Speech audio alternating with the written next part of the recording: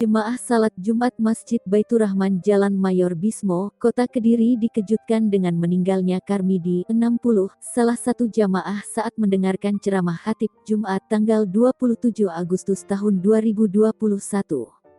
Video meninggalnya Karmidi sempat viral di media sosial dan grup WhatsApp disertai doa agar almarhum yang meninggal husnul khotimah karena berpulang saat menjalankan ibadah. Karmidi merupakan warga Jalan Mayor Bismo Gang Salak Kelurahan Semampir, Kota Kediri. Rumah Karmidi jaraknya tidak jauh dari masjid. Dari keterangan sejumlah jamaah, saat mendengarkan ceramah tiba-tiba Karmidi jatuh tertelungkup di tengah masjid.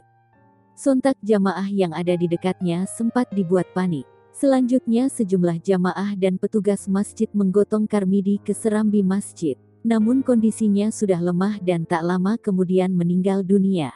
Warga selanjutnya menghubungi petugas untuk mendapatkan mobil ambulans guna membawa ke rumah sakit.